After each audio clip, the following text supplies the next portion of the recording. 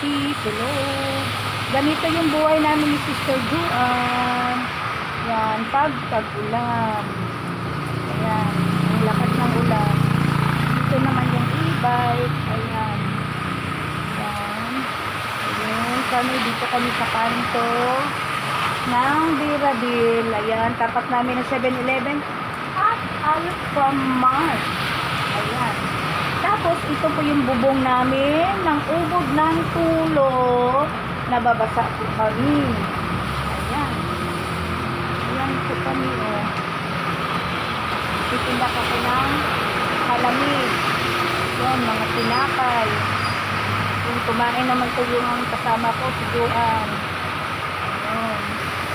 Dito kami. Ganito lang, oh. Nababasa na ako unti-unti ng ulan.